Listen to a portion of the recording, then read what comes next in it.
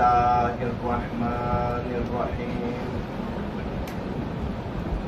الحمد لله الذي لا يبلغ مدحته القائلون ولا يحصي نعماءه العاصون ولا يؤدي حقه المجتهدون الذي لا يدركه بعد الهمم ولا يناله غوث الفتن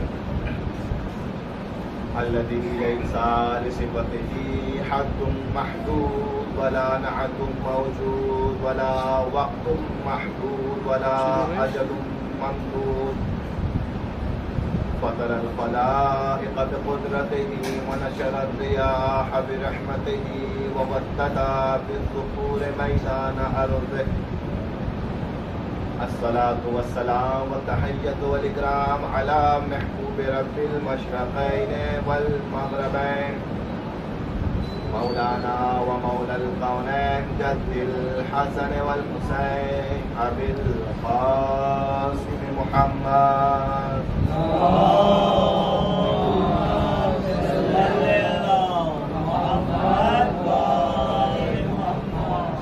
وعلى أهل بيته الطيبين الطاهرين المعصومين المظلومين الذين أذهب الله عنهم الرجس وطهرهم تطهيرا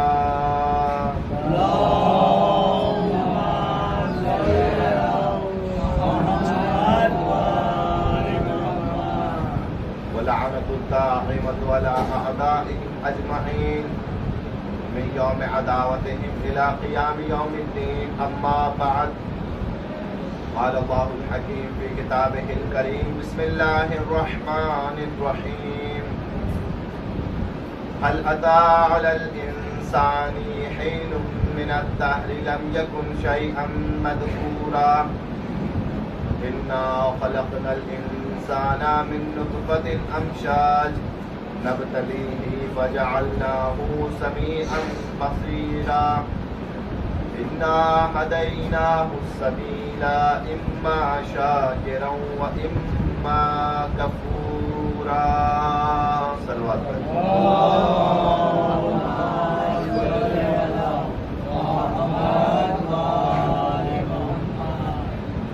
عزیزان محترم خداوند عالم اپنی پاک و پاکیزہ کتاب اپنی لاریب اور بے عیب کتاب قرآن مجید میں ارشاد فرماتا ہے وہ کتاب کہ جسے پروردگار عالم نے انسان کی ہدایت کے لیے بھیجا. ہدف اور مقصد قرآن مجید کے نازل ہونے کا کیا تھا؟ اگر ہم دیکھیں تو مقصد اور ہدف قرآن کے نازل ہونے کا انسان کی ہدایت تھا. کہ قرآن پروردگار عالم کی طرف سے آیا ہے. رسول خدا حضرت محمد مصطفیٰ صلی اللہ علیہ وآلہ وسلم پر اترا ہے.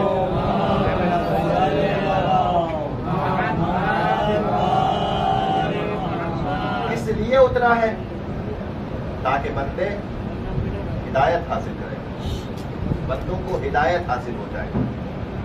اور یہ 3 آیتیں خاص کر مقصد خلقت انسانیت کو بتا رہی ہیں کہ ہم نے انسان کو پیدا کیا, ہم نے انسان کو خلق کیا, ہم نے انسان کو بنایا اور پھر اس دنیا میں بھیجا, اسے سننے والا بھی بنایا, اسے دیکھنے والا بھی بنایا اور پھر اس کو راستے کی طرف ہدایت دے دی. اور اب پھر ہدایت دینے کے بعد کیا کیا؟ اس کو چھوڑ دیا. اب اس کی مرضی ہے وہ کس راستے پہ چلنا چاہتا ہے. اسی لیے علماء کہتے ہیں کہ پروردگار عالم نے نہ اپنے بندوں کو مجبور پیدا کیا اور نہ اپنے بندوں کو مختار پیدا کیا. نہ مکمل مجبور ہے بندے, نہ مکمل مختار ہے بندے, بلکہ زندگی کے کچھ معاملات میں بندے مجبور ہیں اور زندگی کے کچھ معاملات میں بندے مختار ہیں. ہمیں کہاں پیدا ہونا ہے، کیسے زندگی گزارنی ہے، کیسا رزق ہمیں ملنا ہے، اس میں خداوند عالم کی مصلحت کے مطابق ہر کام ہوگا. ہماری مرضی کے مطابق نہیں ہو سکتا. یہاں مجبور ہے کہ وہ جیسے چاہے گا، جہاں چاہے گا ہمیں پیدا کرے گا، جس طریقے سے چاہے گا ہمیں روزی دے گا، جتنے چاہے گا ہمیں بچے دے گا، اولاد دے گا. اس میں ہمارا کوئی اختیار نہیں ہے. جو اختیار ہے اس کا ہے، اور جب چاہے گا واپس بلا لے گا. اس میں بھی ہمارا کوئی اختیار نہیں ہے. مگر اختیار کن چیزوں میں ہے؟ اس زندگی میں ہمیں جو کام کرنے ہیں، چاہے اچھے ہو چاہے برے ہو، ان میں ہمارا اختیار ہے کہ اب اگر ہم اچھے کام کرتے ہیں اپنے اختیار سے، اما شاکر، تو ہم کیا بنیں گے؟ قرآن کی نظر میں شاکر بنیں گے. اور اگر ہم اپنے اختیار سے غلط راستے پہ چلتے ہیں، اما کفورا، کیا کہلائیں گے؟ کافر کہلائیں گے. تو پروردگار عالم نے اپنے بندوں کو اختیار دے کے پیدا کیا. اب ان بندوں کا اختیار ہے. دونوں راستے دکھا دیے کہ اب تمہارا اختیار ہے. تم چاہے جس راستے پہ چلو، نیکی کے راستے پہ چلو گے جزا ملے گی، برائی کے راستے پہ چلو گے تمہیں سزا ملے گی. اور اسی لیے پروردگار عالم نے اپنے لیے دو نام رکھے. کون سے نام دو رکھے؟ رحمان، رحیم. اور ایسے دو نام رکھے کہ ان دونوں ناموں کا بسم اللہ کو جز بنا دیا. کہ دیکھو بسم اللہ مکمل نہیں ہے جب تک بسم اللہ میں رحمان نہ ہو، رحیم نہ ہو. میں پوچھوں گا رحمان کا مطلب کیا ہے؟ رحمان کا مطلب ہے رحم کرنے والا. پھر رحیم کا مطلب کیا ہے؟ رحیم کا مطلب کیا ہے؟ رحیم کا مطلب ہے رحم کرنے والا. فرق کیا ہے؟ تو یا تو رحمان رکھ دیتا یا رحیم رکھ دیتا. رحمان بھی رحم کرنے والا، رحیم بھی رحم کرنے والا. دونوں نام میں اللہ کے رحم موجود ہے. تو دو بار رکھا ہے تو کوئی نہ کوئی بات ہوگی. بغیر مقصد اور بغیر فلسفے کے دو نام ایک جیسے نہیں رکھے. ہم نے پوچھا کہ آخر کیا وجہ ہے کہ رحمان بھی رحم کرنے والا، رحیم بھی رحم کرنے والا، تو دو ناموں کی کیا ضرورت پڑی؟ ایک ہی نام رکھ دیتا. کہا اگر غور کرے گا بندہ تو پتا چلے گا کہ دونوں ناموں میں فرق موجود ہے. کیا فرق موجود ہے؟ کہا رحمان کا مطلب ہے سب پر رحم کرنے والا، لیکن رحیم کا مطلب ہے رحم کرنے والا. سب پر رحم کرنے والے کو رحیم نہیں کہتے، جو رحم کرتا ہے اسے رحیم کہتے ہیں. میں مثال کے ذریعے سے سمجھاؤں. ایک مثال کے ذریعے سے آپ کی خدمت میں بات واضح ہو جائے گی. وہ رحمان ہے، سب پر رحم کرے گا جس کو اس نے پیدا کیا ہے. وہ فرعون پر بھی رحم کرے گا، موسیٰ پر بھی رحم کرے گا، نمرود پر بھی رحم کرے گا، ابراہیم پر بھی رحم کرے گا، رسول پر بھی رحم کرے گا، ابو لہب پر بھی رحم کرے گا. کیوں؟ اس نے بندہ بنایا ہے نا، پیدا کیا ہے نا. اگر رحم نہ کرتا ایک دن لگتا فرعون کو خدا تباہ کر دیتا. یہی تو کہا تھا نا نمرود کے لیے، یہی کہا تھا کہ نمرود اپنی خدائی کا دعویٰ کرتا ہے، فرعون اپنی خدائی کا دعویٰ کرتا ہے. پروردگار عالم تو ہواؤں کو روک دے ان کے لیے، اپنے رزق کے دروازوں کو بند کر دے. تو کیا جواب دیا پروردگار عالم نے؟ کہ وہ بندہ ہونا بھول سکتے ہیں، میں یہ نہیں بھول سکتا کہ میں ان کا پروردگار ہوں. میں ان کا رزق بند نہیں کر سکتا. کیوں؟ انہیں میں نے پیدا کیا ہے. رحمان ہے، موسیٰ پر بھی رحم کرے گا، فرعون پر بھی رحم کرے گا، اور نمرود پر بھی رحم کرے گا، ابراہیم پر بھی رحم کرے گا. دنیا میں حسین والوں پر بھی رحم کرے گا، یزید والوں پر بھی رحم کرے گا. کیوں؟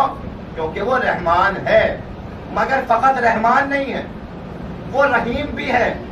رحیم کا مطلب کیا ہے؟ کہ رحیم کا مطلب یہ ہے کہ یہاں تو سب پہ رحم کر رہا تھا، لیکن کل جب قیامت ہوگی تو کل ایسا نہیں ہوگا کہ موسیٰ پر بھی رحم کرے گا، فرعون پر بھی رحم کرے گا. نہیں، کل قیامت میں کیا ہوگا؟ وہ فقط موسیٰ پر رحم کرے گا، موسیٰ والوں پر رحم کرے گا. فرعون اور فرعون والوں پر دردناک عذاب ہوگا. کل کیا ہوگا؟ آج تو وہ حسین والوں پر بھی رحم کر رہا تھا اور جو حسین والے نہیں ہیں ان پر بھی رحم کر رہا تھا، لیکن کل قیامت میں سب پر رحم نہیں ہوگا، فقط ان پر رحم ہوگا کہ جنہوں نے حسین کی سیرت پر اپنی زندگی کو گزارا ہے، فقط حسین والوں پر رحم ہوگا، اور یزید والے جہنم کے حوالے کیے جائیں گے۔ یہ ہے رحمان اور رحیم کا مطلب۔ تو اب دونوں کو رکھ کے پروردگار نے بتایا ہے کہ تمہارا کام کیا ہے، عمل کرنا تمہارا کام ہے۔ اگر یہ عمل تمہارے پاس ہے، اور دو چیزیں تو انسان سے مانگی گئی ہیں بس، ایک ایمان اور ایک عمل۔ ایک ایمان انسان کا درست ہو، دوسرا عمل انسان کا درست ہو۔ اگر یہ دونوں چیزیں انسان کی درست ہوں گی تو راہ ہدایت پر گامزن ہوگا، لیکن اگر ان دونوں چیزوں میں سے کسی ایک چیز میں بھی کمی ہوگی تو انسان کو پروردگار کے غضب کا سامنا کرنا پڑے گا۔ ایمان میں بھی کمی نہیں ہونی چاہیے، عمل میں بھی کمی نہیں ہونی چاہیے۔ تو دنیا ایمان اور عمل کی جگہ ہے، یہاں انسان اپنے ایمان کی بھی حفاظت کرے، عمل کی بھی حفاظت کرے۔ اور عزیزوں، اسی لیے ہم حضرت علی علیہ السلام کو رسول کے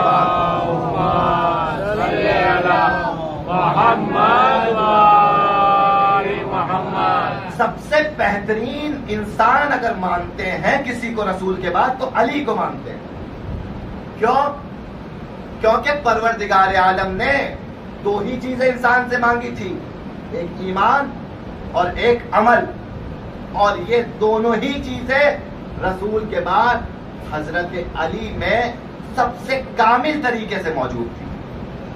نہ ذرہ برابر علی کے ایمان میں کمی تھی اور نہ ذرہ برابر علی کے عمل میں کمی تھی۔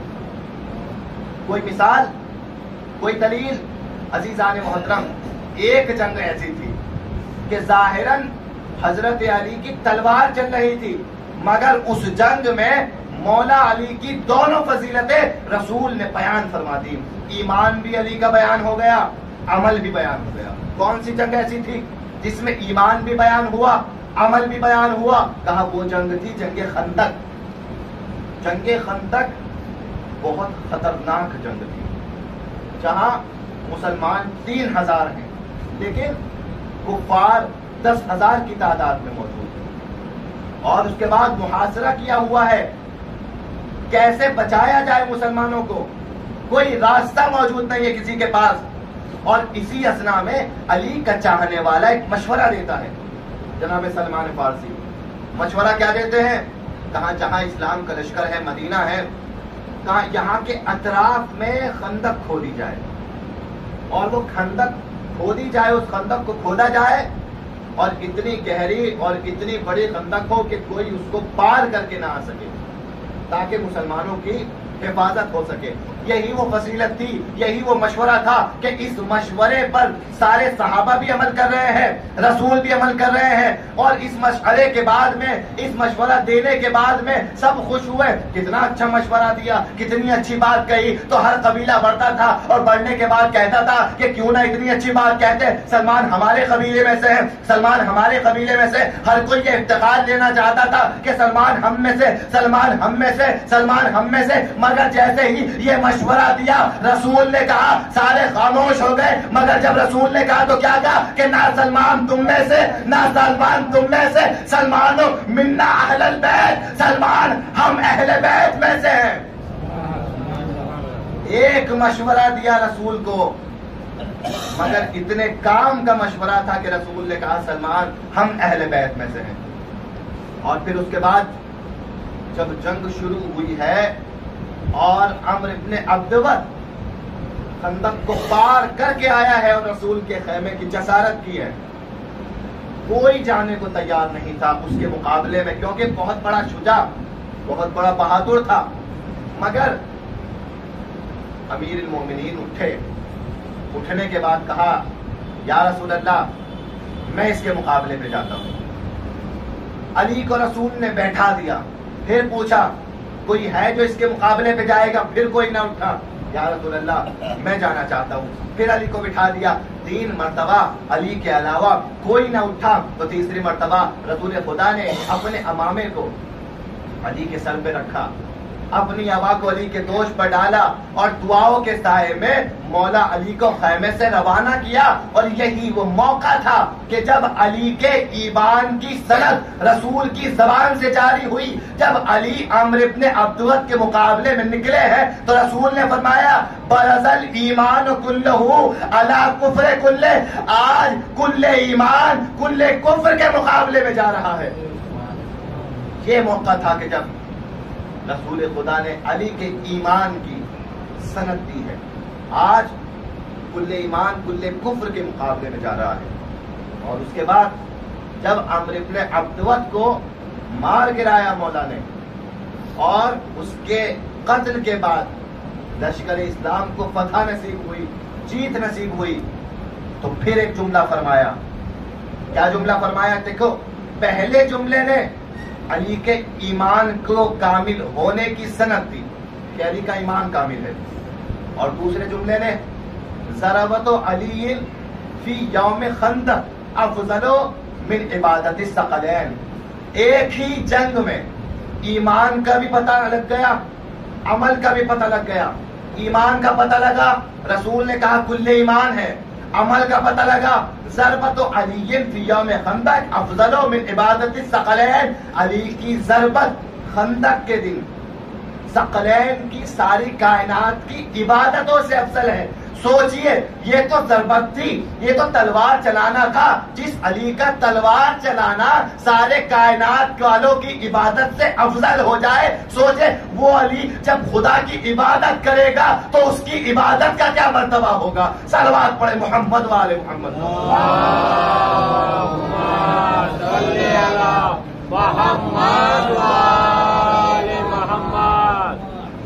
ایک اور صلوات پڑھے محمد والے محمد.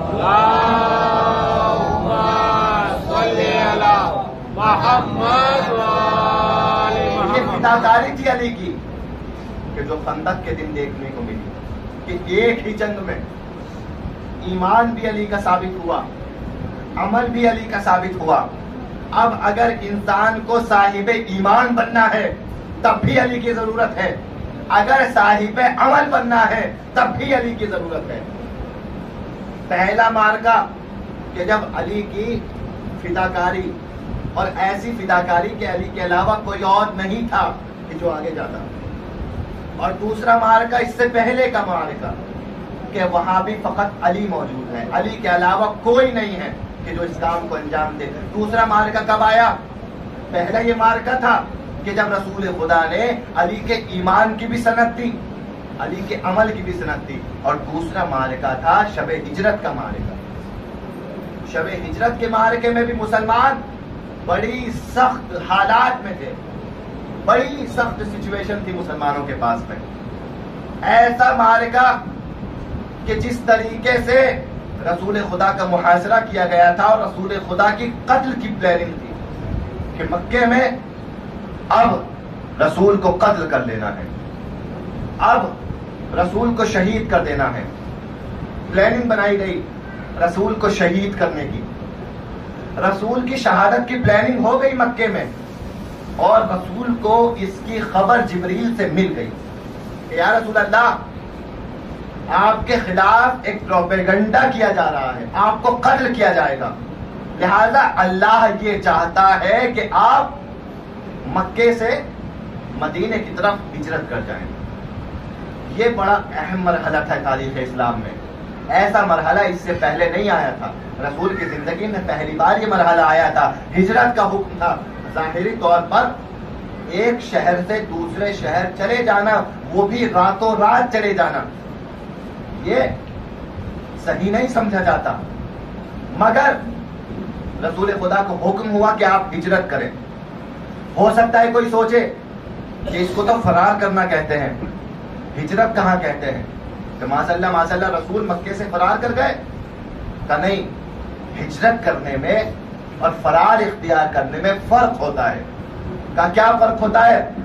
کہا فرق یہ ہوتا ہے کہ جب اپنی پرسنل انسان حفاظت کے لیے, جب اپنی جان اور اپنی مفاد کے لیے انسان دشمنوں کے ڈر سے کسی جگہ کو چھوڑتا ہے تو اسے فرار کرنا کہتے ہیں. لیکن جب خدا کی مرضی سے خدا کے دین کے لیے اسلام کی بقا کے لیے کسی شہر سے دوسرے شہر کی طرف رجوع کرتا ہے تو اسے ہجرت کہتے ہیں، کیونکہ یہاں حکم خدا بھی ہے، اسلام کی بقا بھی ہے، اور خدا کا حکم ہے کہ ہجرت کرنے میں اسلام باقی رہے گا۔ مگر فرق واضح کرنا تھا۔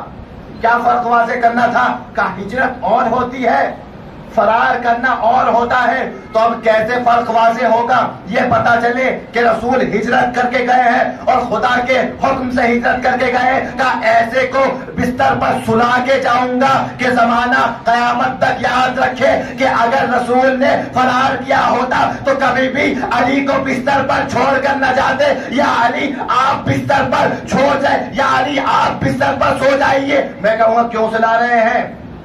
اتنے سخت مرحلے میں، اتنے سخت مشکل وقت میں آپ علی کو بستر پر چھوڑ رہے ہیں، کہ کیوں چھوڑ رہے ہیں؟ علی کو بستر پر چھوڑنے کی کیا ضرورت ہے؟ دشمنوں کا نرغہ ہے، یا تو علی کو بھی ساتھ لے کے چلے جائیے، علی کی بھی جان بچ جائے، یا آپ بھی رک جائیے، آپ بھی مت جائیے۔ یہ کیا کہ آپ بستر پر علی کو چھوڑ کر جا رہے ہیں؟ بستر پر علی کو چھوڑ کے جانے کا مقصد کیا ہے؟ کہا میں تو جا رہا ہوں مکے سے مدینے کی طرف، مگر کوئی ہو کہ جو بستر پر سو جائے تاکہ بستر پر سو کر مقصد ہجرت بچ جائے۔ علی بستر پر سو رہے ہیں مگر بستر پر سو کر رسول کے مقصد ہجرت کو بچا رہے ہیں۔ بستر پر سو جائیں علی، اور وہ علی کہ جو اپنی زندگی میں کبھی نہیں سوئے، آج پوچھ رہے ہیں رسول سے کہ یا رسول اللہ، کیا میرے سونے سے آپ کی جان بچ جائے گی؟ کہا علی آپ کے سونے سے میری جان بچ جائے گی۔ کہا ٹھیک ہے یا رسول اللہ، میں سو جاتا ہوں۔ پھر وصیت کی، اور وصیت یہ کی کہ یہ امانتیں ہیں کچھ جو مکے کے لوگوں نے میرے پاس رکھوائی تھی، یہ امانتیں کل جن کی امانت ہے ان کو واپس کرنا، اور پھر کل واپس میرے پاس مدینے مجھ سے آ کے ملنا۔ یہ وصیتیں یہ رسول نے مولائے کائنات سے کی۔ تو اب رسول خدا مولائے کائنات کو بستر ہجرت پر سلا کر مکے سے مدینے کی طرف روانہ ہوئے، مگر کچھ لوگوں نے کہا کہ اب علی کے سونے میں ہجرت کے بستر پر کیا فضیلت باقی رہ گئی؟ میں کہوں گا کیوں فضیلت نہیں ہے؟ کیا علی کے سونے میں بستر پر کوئی فضیلت نہیں ہے؟ علی کو کیونکہ رسول نے سلایا تھا۔ اگر رسول کسی اور کو سلا دیتے تو وہ بھی علی کی طرح سو جاتا۔ بھائی مسئلہ یہی تو ہے۔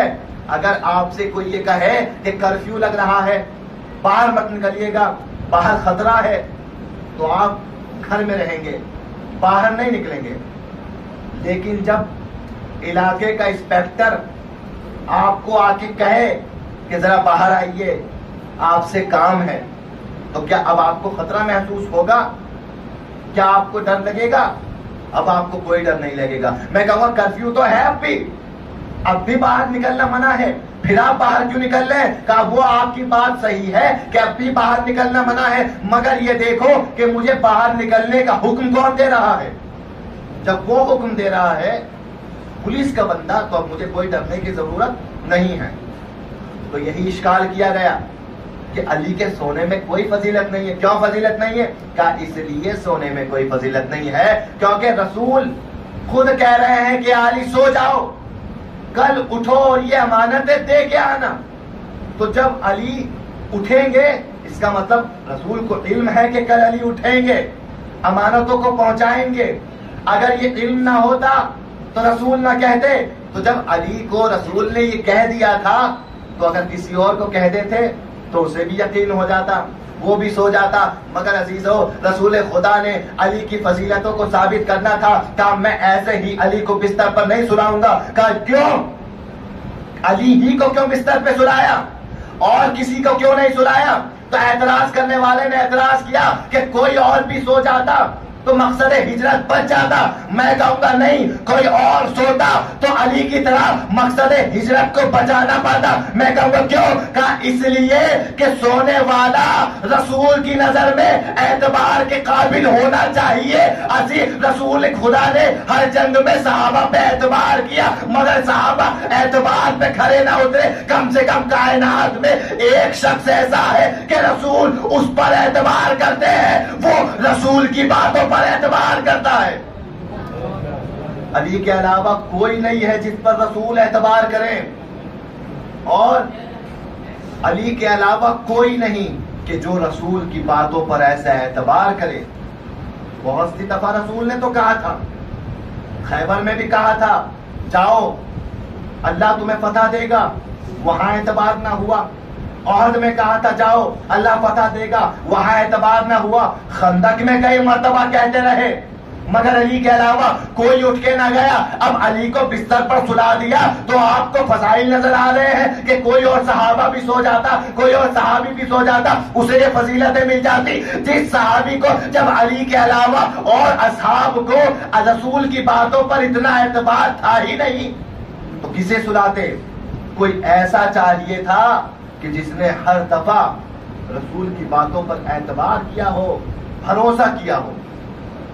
علی کو سلایا، یا علی آپ سو جائیں اور جائیے گا اور یہ امانتیں پہنچائیے گا. تو پہلی تو چیز یہ کہ رسول کو علی کے علاوہ کسی پر اعتبار نہیں، ایسا اعتبار کہ جیسا علی پر ہے. ہاں اصحاب میں کچھ معتبر صحابی بھی ہیں، کچھ افضل بھی ہیں.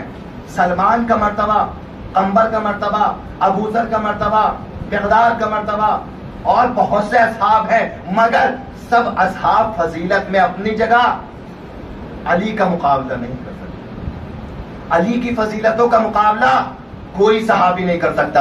عزیزان محترم، دوسرا مرحلہ کیا تھا؟ دوسرا مسئلہ کیا تھا کہ جو علی کے علاوہ کسی اور کو بستر پہ نہ سلایا. کہ اس لیے کسی اور کو بستر پہ نہ سلایا کہ سونے والا کم سے کم تجربے کار ہونا چاہیے. کیوں؟ کیونکہ جب ہم دنیا میں کسی بے تجربے کار آدمی کو کوئی کام دے دیتے ہیں جسے کام کا تجربہ نہ ہو تو کام بنانے کے بجائے بگاڑ دیا کرتا ہے. میں کہوں گا آپ اگر کسی کو گاڑی میں بیٹھا ہوا دیکھیں اور آپ نے اسے کبھی گاڑی چلاتا ہوا نہ دیکھا ہو اور آپ اس سے یہ کہیں کہ گاڑی چلائے اور اسے گاڑی چلانے کا تجربہ ہی نہ ہو، مگر آپ پھر بھی کہیں نہیں آپ چلائیں گاڑی، مجھے بھروسہ ہے آپ پہ، آپ گاڑی چلا لیں گے، تو پتہ یہ لگا کہ وہ خود بھی جائے گا جان سے، آپ کی بھی جان جائے گی. تو کیوں آخر ایسے اناڑی کو گاڑی کیوں نہیں چلانے دے رہے؟ کہ گاڑی چلانے کے لیے تجربہ ہونے کی ضرورت ہے. بغیر تجربے کے انسان کو گاڑی نہیں دی جاتی. بس جب عام انسان ایک معمولی سی گاڑی بھی بغیر تجربے کے انسان کو نہیں دے سکتا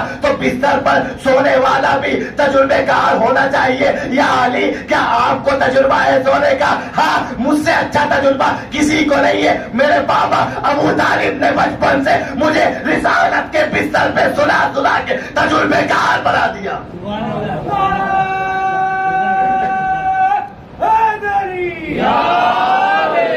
رسالت کے بستر پہ سلا سلا کے تجربے کار بنا دیا.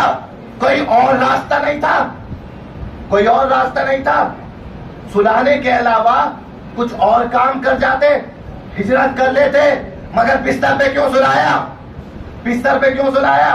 کہا اس لیے سلایا کہ بستر پر سلا کر رسول کی جان بچانا ابو طالب کی سنت ہے. علی کو بستر پر سلا کر رسول کی جان بچانا ابو طالب کی سنت ہے. رسول ہجرت کر رہے ہیں مگر زمانے کو ابو طالب کی سنت پہ دکھا رہے ہیں. کس کی سنت ہے؟ ابو طالب کی سنت ہے. بچپن سے رسالت کی حفاظت بستر بدل بدل کے کرائی ہے ابو طالب نے. کوئی ایسا ہو کہ جسے بستر پر سونے کا تجربہ ہو؟ بغیر تجربے کا انسان سو نہیں سکتا بستر پہ. کہا اور کوئی بات؟ کہاں ایک بات اور ہے. کہا کیا بات ہے؟ کہا وہ بات یہ ہے کہ کوئی ایسا ہونا چاہیے بستر پر سونے کے لیے کہ جو ظاہری طور پر بھی اگر لیٹ جائے تو دیکھنے والوں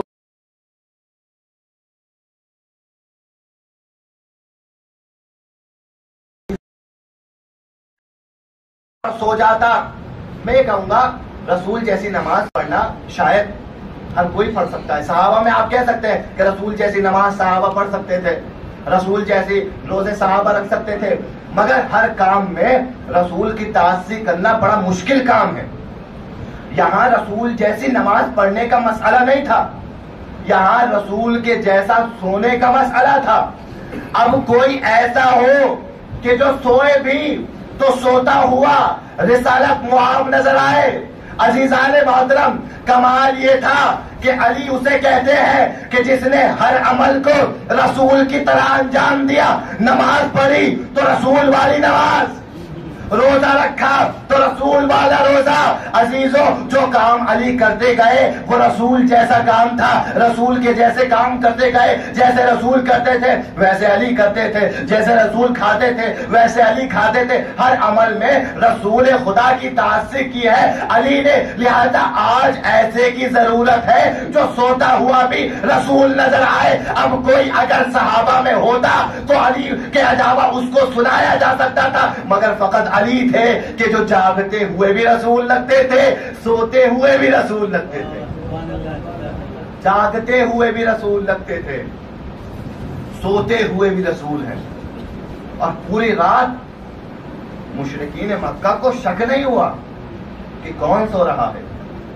जब सुबह नमदार हुई और रसूल हिजरत करके चले गए, अब जो चादर हटाई है तो नजर आया कि ये तो रसूल नहीं है, ये तो अली है। और रसूल हिजरत करके मक्के से चले गए और अली हैं। और कोई खासियत होनी चाहिए बिस्तर पे सोने वाले के लिए? कहां? एक और खासियत बिस्तर पे सोने वाले के लिए होनी चाहिए। कहो कौन सी खासियत?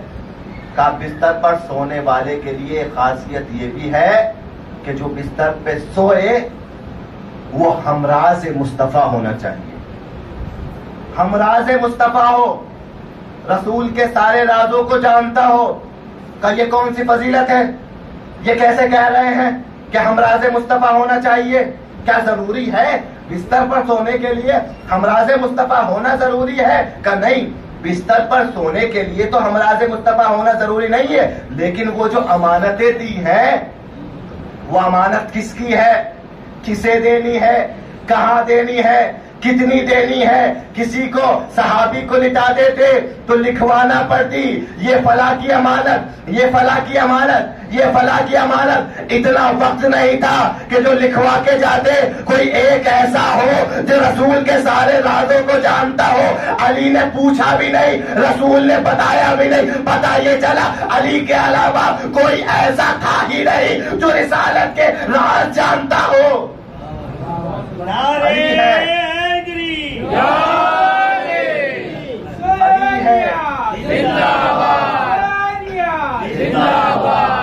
अली है जो हमराज़े मुस्तफा है। अली है जो वो सारे बातें जानते हैं कि जो मुस्तफा जानते हैं। यहां ये भी सिफत जरूरी है का और कोई सिफत बिस्तर में सोने वाले के लिए और कोई सिफत होनी चाहिए? कहां एक और सिफत होनी चाहिए। का और क्या सिफत हो? का ये सिफत हमें बताई है रसूल की बीवी ने, उम्मुल मोमिनीन ने, कि जब उम्मुल मोमिनीन अपने घर में तशरीफ फरमा थी, उनके बाबा आए, उनके वालिद गिरामी आए, रसूल की बीवी रिवायत कर रही है। उनके बाबा आए और आने के बाद में एक बिस्तर था, उस पर बैठना चाहा। एक मर्तबा फौरन रोक दिया अपने बाप को कि बाबा यहां ना बैठिए। कब क्यों ना बैठो? कहा ये आम बिस्तर नहीं है, ये रसूल का बिस्तर है। बिस्तर को उठाया, एक कुर्सी लगाई, कुर्सी पे बिठाया।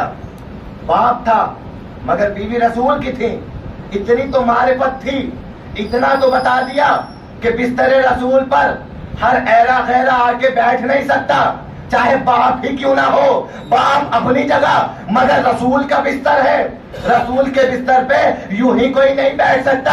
कहा बस एक मेयार तो और मिल गया, रसूल के बिस्तर पे ऐसा ऐरा गैरा कोई बैठ ही नहीं सकता। कोई ऐसा हो कि जिसमें वही सिफात, वही फजाइल, वही कमाल हो कि जो रसूल में कमाल मौजूद थे। इधर तो अपने बाप को रसूल के बिस्तर से उठा लिया, मगर रसूल ने खुद अपने बिस्तर पे अली को लिटा के बता दिया कि मेरे सारे कमाल अगर कायनात में किसी के अंदर है तो अली के अंदर है। अली है कि जिसमें लियाकत है कि मेरे बिस्तर पर लेट सकता है, मेरे बिस्तर पर सो सकता है। और अजीजों, जो बिस्तरे रिसालत पर सोने की लियाकत रखता है वो मिंबर रसूल पर आने की भी लियाकत रखता है। ये तमाम सिफात अगर किसी में होते अली के अलावा तो उसे बिस्तर पर सुला दिया जाता, मगर नहीं थे, किसी में नहीं थे। कुरान मजीद की आयत आ गई, बिस्मिल्लाहिर्रहमानिर्रहीम, व मिनन्नासि मन यशरी नफ्सहु इब्तिगा मरज़ातिल्लाह वल्लाहु रऊफ़ुम बिल इबाद। लोगों में कुछ लोग ऐसे हैं कि जो अल्लाह की मर्जी खरीद लेते हैं और अपने नफ्स को बेच लेते हैं। ऐसी फिदाकारी कायनात में नहीं देखी थी। मुहाजिरीन के लिए भी आयत आ गई। मुहाजिरीन के लिए क्या आयत आ गई? का जो रसूल खुदा के साथ में हिजरत करके चले गए, अल्लाह उनसे राजी हो गया, वो अल्लाह से राजी हो गए और उन्होंने अल्लाह से जन्नत ले ली। किन्होंने? जो हिजरत करके चले गए उन्होंने अल्लाह से जन्नत ले ली, अल्लाह उनसे राजी हो गया। अब फिर एक एतराज हुआ, वो क्या? का अल्लाह उनसे राजी हो गया, अल्लाह ने उनको जन्नत दे दी, जन्नत की जमानत दे दी कुरान में। कौन? कि जो हिजरत करके चले गए, जो रसूल के साथ हिजरत करके गए, अल्लाह ने उन्हें जन्नत की जमानत दे दी। मगर अली रसूल के साथ गए हिजरत करके? नहीं गए। तो फिर इस फजीलत से अली तो महरूम रह गए। देखे, हर जगह अली की फजीलतों को कम करने की कोशिश की गई। क्या कहा? का अल्लाह ने जन्नत का वादा तो उनसे किया जो रसूल के साथ में हिजरत करके चले गए और अली बिस्तर पर सोते रह गए। तो अब अली के लिए तो ये वादा नहीं था। मैंने कहा एक आयत हिजरत करने वालों के लिए आई, एक आयत अली के लिए आई।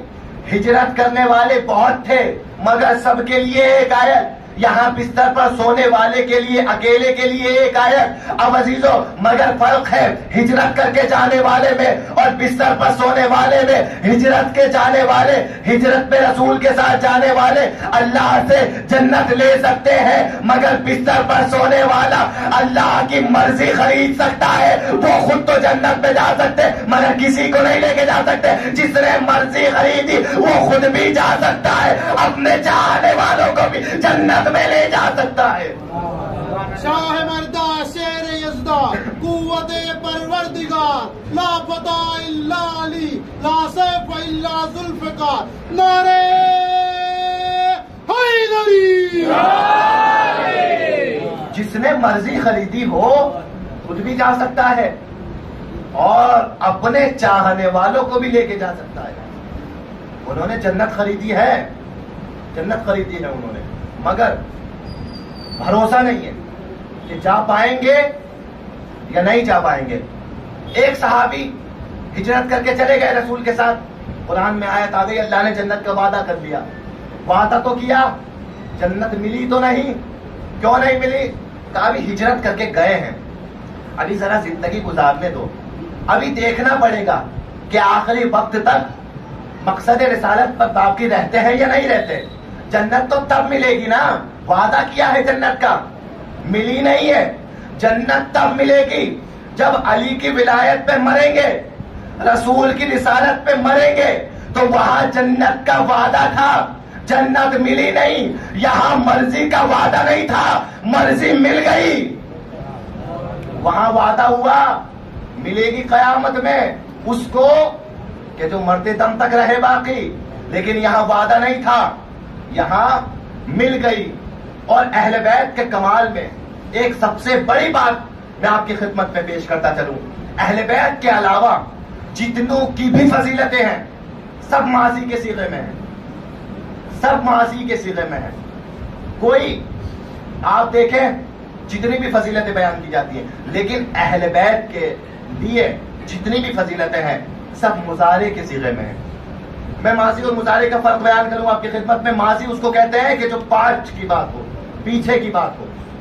مضارع اس کو کہتے ہیں کہ جو زمان حال اور آئندہ کی بات ہو۔ تو رسول کے لیے اور آل رسول کے لیے جب بھی بات کہی گئی قرآن میں، وہ پریزنٹ کے صیغے میں کہی گئی، مضارع کے صیغے میں کہی گئی۔ کیوں کہی گئی؟ اس بات کو ثابت کرنے کے لیے کہ جو فضیلتیں بیان ہو رہی ہیں وہ آج بھی یہی فضیلتیں ہیں، قیامت تک یہی فضیلت رہے گی۔ آیہ تطہیر پڑھیے، آیہ مباہلہ پڑھیے، آیہ ولایت پڑھیے۔ آیہ تطہیر میں کیا ہے؟ وہ یہ طاہرکم تطہیرا، پاک کر دیا اور ہمیشہ پاک رکھے گا۔ آیہ ولایت انما ولیکم اللہ ورسولہ والذین یقیمون الصلاۃ ویؤتون الزکاۃ، جو نماز پڑھتے ہیں اور پڑھتے رہیں گے۔ یہ اہل بیت کی شان ہے، یہ اہل بیت کی شان ہے۔ جہاں جہاں بھی اہل بیت کی شان بیان ہوئی وہاں پریزنٹ کے صیغے میں بیان ہوئی۔ اور ایک بات، جہاں بھی اہل بیت کی شان بیان ہوئی وہاں یقین کے الفاظ ہیں۔ جہاں اہل بیت کے علاوہ کسی کی شان بیان ہوئی وہاں شک کے الفاظ ہیں، احتمال کے الفاظ ہیں۔ ایک بات کہوں گا اشارتاً، سمجھنا آپ کی ذمہ داری ہے، احتمال کے الفاظ ہیں، یقین کے الفاظ نہیں ہے۔ کہا گیا میرے بعد اگر کوئی نبی ہوتا تو فلاں ہوتا۔ حدیث پڑھی جاتی ہے، بڑے فخر سے بیان کی جاتی ہے کہ میرے بعد اگر کوئی نبی ہوتا فلاں ہوتا۔ یہ ہے احتمال کی بات، شک کی بات، کیونکہ ہمیں تو یقین ہے کہ رسول کے بعد کوئی نبی ہوگا ہی نہیں، لہذا شک کی گنجائش ہے ہی نہیں۔ جہاں کسی اور کے لیے حدیث لائے وہاں یقین کی حدیث نہیں تھی، شک کی حدیث تھی، مگر علی کے بارے میں جب یقین کی حدیث آئی تو شک کی گنجائش نہیں رہی۔ یہ نہیں کہا کہ میرے بعد اگر کوئی مولا ہوگا تو علی ہوگا، ہاتھوں پہ بلند کیا، جس کا میں مولا اس کا علی مولا۔ جہاں شک کی بات ہو وہ صحابی کہلاتے ہیں، جہاں یقین کی بات آئے وہاں علی کہلاتے ہیں۔ علی کے لیے علی کے لیے بات ہے، یہاں شک کی بات نہیں ہے، یقین ہے۔ کب سے من کنتو مولا وہذا علی مولا، جس کا میں مولا اس کا علی مولا۔ کب؟ میرے جانے کے بعد نہیں، آج بھی جس کا میں مولا اس کا علی مولا، کل قیامت تک جس کا میں مولا اس کا علی مولا۔ تو ہجرت میں بھی جب بات اصحاب کی آئی تو بات شک کے انداز میں کہی گئی کہ جنت ملے گی، ملی نہیں ہے، ابھی یقین نہیں ہے جنت ملے گی یا نہیں ملے گی، لیکن مرضی علی کو مل گئی ہے۔ علی کی بات آئی تو یقین کے انداز میں کی گئی۔ مگر عزیزان محترم، یہ کمال ہے اہل بیت اطہار علیہ السلام کا، اور قرآن کا معجزہ بھی یہی ہے کہ اب رسول کے لیے، اہل بیت کے لیے جو آیت آ گئی قیامت تک وہ اہل بیت کی شان بیان کرتی رہے گی، دشمنوں کے لیے جو آیت آ گئی وہ دشمنوں کی مذمت کرتی رہے گی۔ جو جیسا ہے قیامت تک ویسا رہے گا۔ آپ سے یہاں ایک اور سوال رک کے کرنا چاہتا ہوں۔ ابو لہب جس نے رسول پر بڑے ظلم و ستم کیے، بڑے ظلم و ستم کیے تھے، ابو لہب نے ستایا، پریشان کیا، اذیتیں دی۔ قرآن مجید میں سورہ آ گیا تبت یدا ابی لہب وتب۔ کیا سورہ آیا؟ ابو لہب کے ہاتھ ٹوٹ جائیں، وہ برباد ہو جائے۔ ما اغنی عنہ مالہ وما کسب، نہ اس کا مال اس کو کوئی فائدہ پہنچائے گا اور نہ وہ کہ جو اس نے حاصل کیا ہے۔ اس پر تو لعنتیں ہوئی، ساتھ ساتھ اس سورے میں اس کی بیوی پر بھی لعنتیں ہوئی، بیوی پر بھی لعنت ہوئی، اس کی بیوی کو بھی اللہ برباد کرے۔ یہ لعنتیں ہو رہی ہیں یا نہیں ہو رہی؟ ہو رہی ہیں۔ ابو لہب اس سورے کے نازل ہونے کے بعد میں کئی سال زندہ رہا، کئی سال. اس کو کبھی دماغ میں یہ نہیں آیا کہ اب اللہ نے میرے لیے ایک سورہ نازل کر دیا ہے قرآن میں کہ میں برباد ہو جاؤں، میری آخرت بھی برباد ہو جائے گی، میری دنیا بھی برباد ہو جائے گی. ایک کام کرتا ہوں، اب میں رسول پر ایمان لے آتا ہوں. یہ بات، اب میں رسول پر ایمان لے آتا ہوں. کبھی ابو لہب کے دماغ میں نہیں آئی یہ بات کہ اب میں رسول پر ایمان لے آتا ہوں. جب رسول پر ایمان لے آؤں گا اور رسول کا پکا مسلمان بن جاؤں گا تو جب ایمان لے کے آ گیا کوئی تو پیچھے کے سارے گناہ معاف ہو گئے. تو جب میرے گناہ معاف ہو جائیں گے تو پھر کہوں گا کہ قرآن کا یہ سورہ غلط ثابت ہو گیا کہ جس میں مجھ پر لعنتیں ہو رہی تھی یہ تو تب ہو رہی تھی جب میں غلط تھا، اب تو میں صحیح ہو گیا، اب تو میں رسول کا چاہنے والا بن گیا، اب تو میں مسلمان بن گیا، اب تو لعنتوں کا مستحق نہیں ہوں. ہو سکتا تھا یا نہیں ہو سکتا تھا؟ ہو سکتا تھا، مگر پروردگار عالم نے سورہ نہیں بھیجا، بلکہ جہاں جہاں بھی بات آتی ہے نا پروردگار عالم چاہے علی کے فضائل بیان کرے، رسول کے فضائل بیان کرے یا دشمنوں کی مذمت کرے، وہاں بات یقینی ہوا کرتی ہے. اب عزیزوں ایک سورہ اگر ابو لہب کے لیے آ گیا ہے تو اب اگر وہ خود بھی چاہے تو اس سورے کے ہدف کو نہیں بدل سکتا.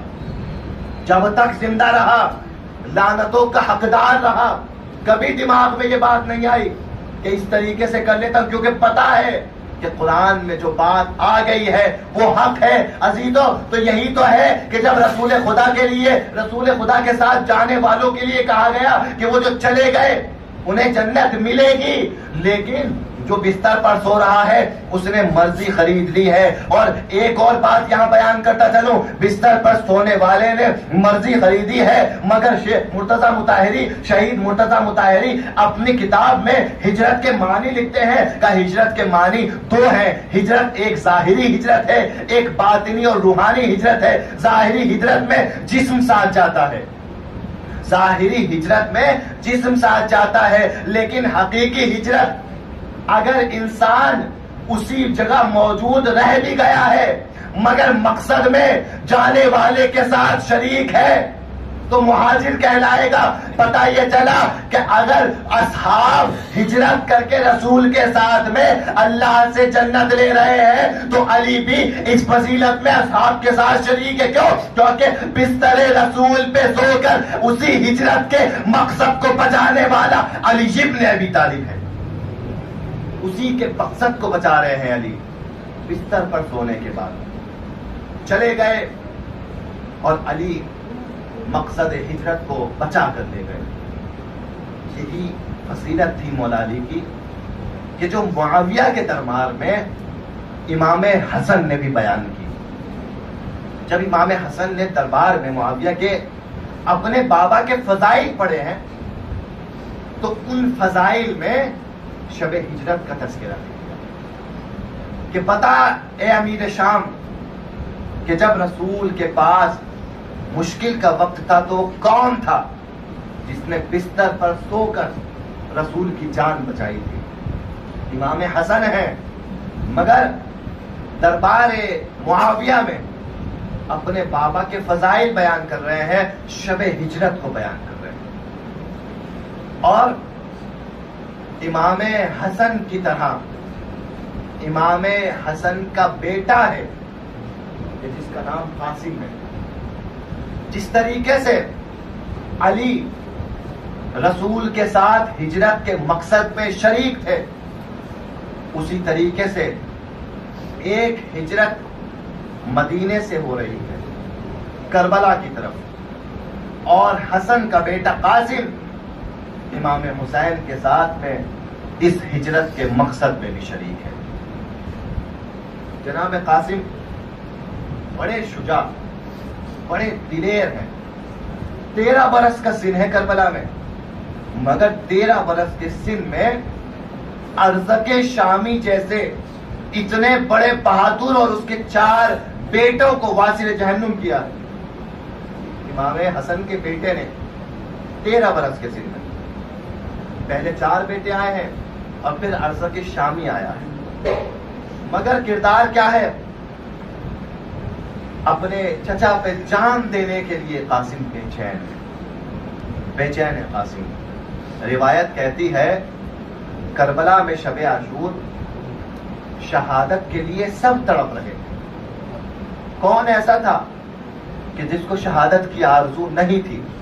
سب کو آرزو تھی شہادت کی، مگر سب سے زیادہ جو بے چین تھا شب عاشور کوئی اور نہیں، حسن کا لال قاسم تھا کہ جو شب عاشور بہت بے چین تھے۔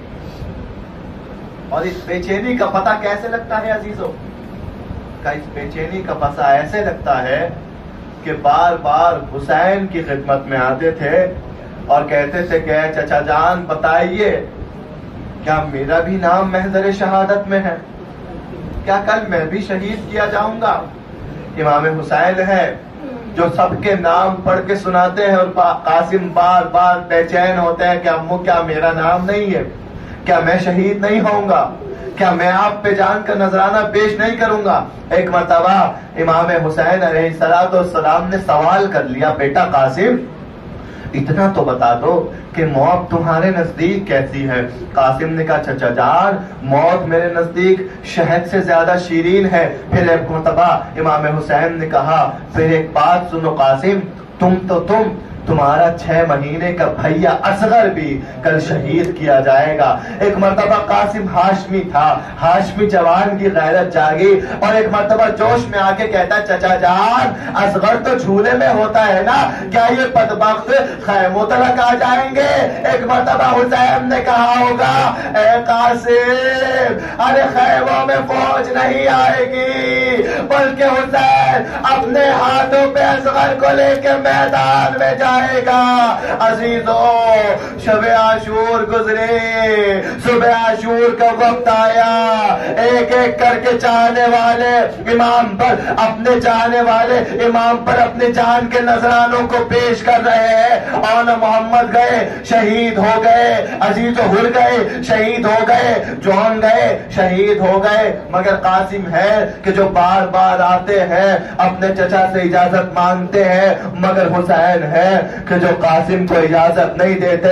شاید جب بھی قاسم آتے ہو حسین سے اجازت مانگنے کے لیے تو قاسم کے چہرے میں حسین کو حسن کا چہرہ یاد آ جاتا ہو۔ اے قاسم ارے تم میرے بھیا کی آخری نشانی ہو، خدا آپ کو کوئی غم نہ دے سوائے غم مظلوم کربلا کے۔ ایک مرتبہ قاسم خیمے میں آتے ہیں اور ایک کونے میں آ کے بیٹھ کے رونے لگتے ہیں، آخر ایسا کیا کروں کہ چچا مجھ کو اجازت دیتے۔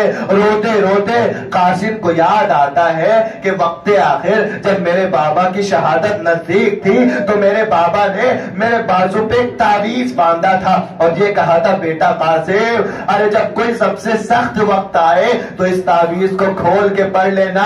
آج میرے چچا مجھے مرنے کی اجازت نہیں دے رہے، میرے چچا کے لیے اتنا سخت وقت ہے، یہ تعویذ کھول لیتا ہوں۔ اب جو تعویذ کو کھولا قاسم نے دیکھا میرے بابا نے لکھا ہے اے بیٹا قاسم ارے جب یہ سخت وقت آئے میں موجود نہ رہوں گا، مگر میری طرف سے اپنے چچا پر قربان ہو جانا۔ اے قاسم حسین کا یہ قاسم تعویذ لے کے امام کے خدمت میں آیا۔ اب امام نے اپنے بھیا کے تعویذ کو دیکھا، اب جب اپنے بھیا کی تحریر کو دیکھا پڑھا آنکھوں میں آنسو آ گئے۔ روایت کے جملے بتاؤں آپ عزیزو بہت روئیں گے۔ مصیبت جناب قاسم کی بڑی سخت مصیبت ہے۔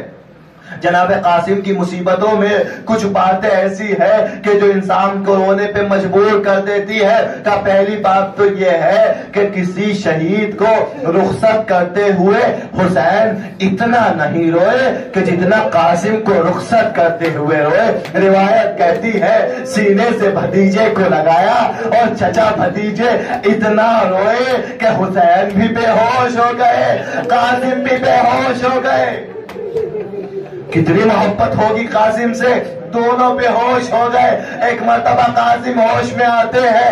حسین قاسم کو تیار کرتے ہیں, گھوڑے پہ سوار کرتے ہیں, تلوار قاسم کے ہاتھ میں دیتے ہیں, اور ایک مرتبہ ایک اور کام کرتے ہیں حسین. وہ کام کرتے ہیں کہ جو امامہ باندھا تھا امام حسین نے قاسم کے, اس کا تحت الحنک امام قاسم کی شانوں پر ڈال دیتے ہیں.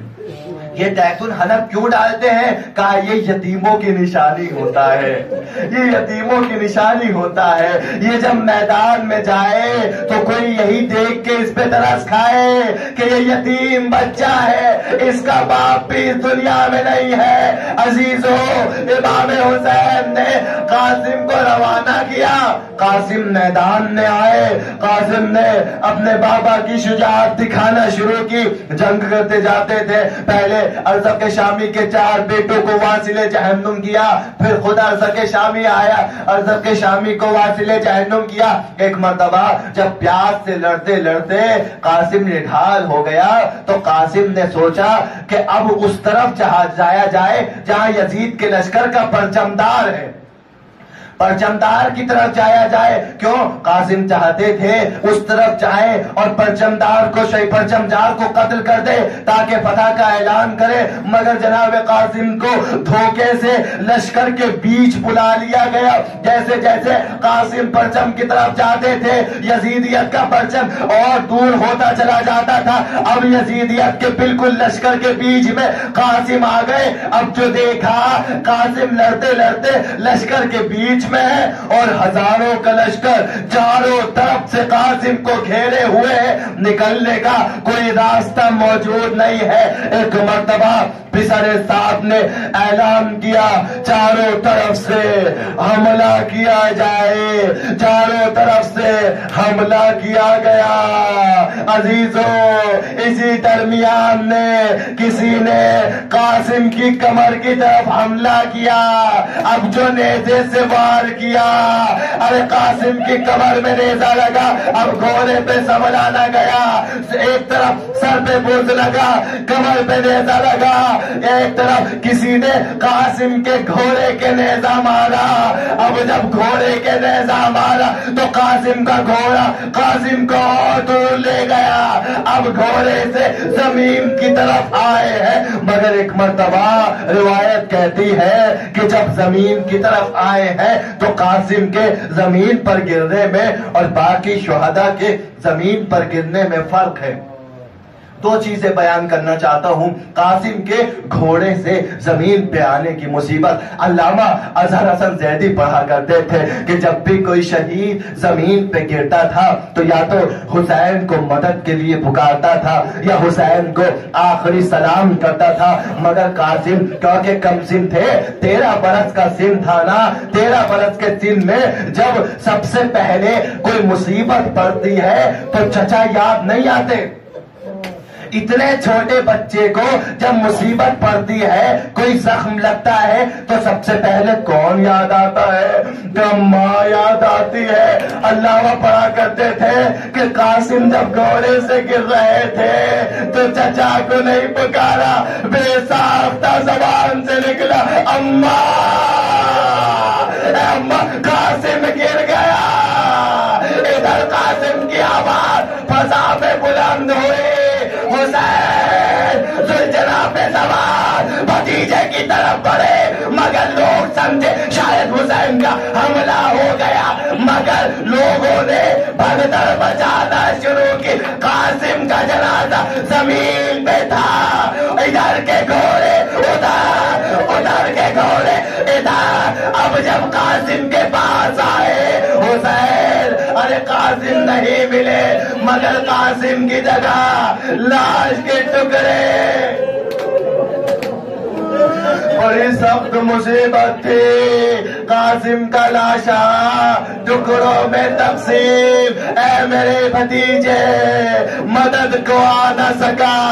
حسین جس کے جنازے پہ پہنچے اس کی مدد کی, مگر جب قاسم کے جنازے پہ پہنچے مدد کی کوئی امید باقی نہیں تھی. لاشا پامال ہو چکا تھا. सुमे अस्पा से लाशा पामाल हो चुका था। हर शहीद का लाशा पामाल हुआ है असरे आशूर के बाद, मगर कासिम की मुसीबत यह है हुसैन का लाशा एक बार पामाल हुआ, कासिम का लाशा 2 मरतबा पामाल हुआ। अजीजों, और बड़ी मुसीबत, इससे बड़ी मुसीबत कासिम की सुनेंगे। किसी शहीद के जनाजे को उठाने के लिए हुसैन को इतना नहीं सोचना पड़ा जितना कासिम की मैयत को उठाने के लिए सोचना पड़ा। अजीजाने मोहतरम, रिवायत कहती है कुछ देर हुसैन खड़े हो गए, शायद आलमे तसव्वुर में कह रहे हो, ए कासिम मेरे लाल तू ही तो बता, मैं तेरी मैयत को कैसे उठाऊं?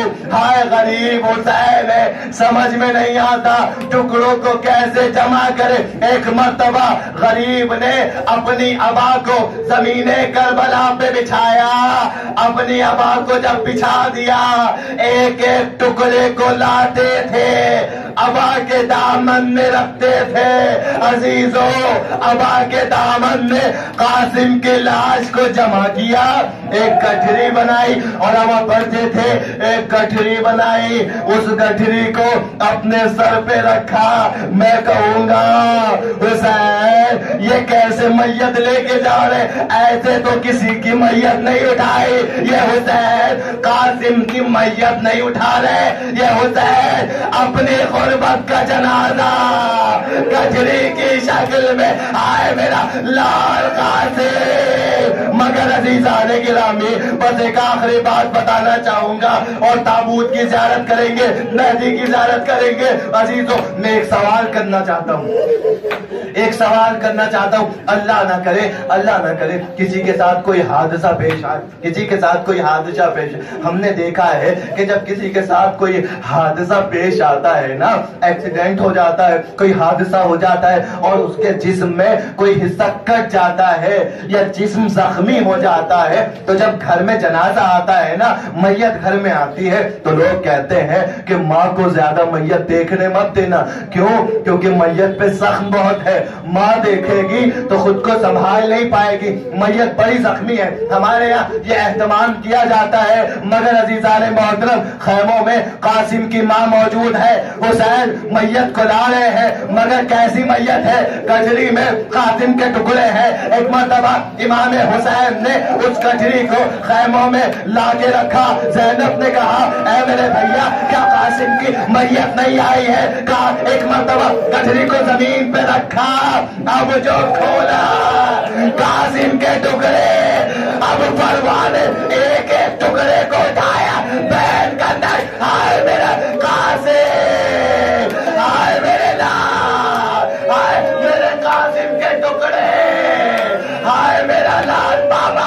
ए मर्तबा का, ए मर्तबा उम्मे परवाने का, ए कासिम, अरे तेरे बाबा के जनाजे पे तो 3 लगे थे, मगर कल वापस सालिम आया, मगर तेरा जनाजा टुकड़ों में तकसीम हो चुका। ए कासिम, तेरे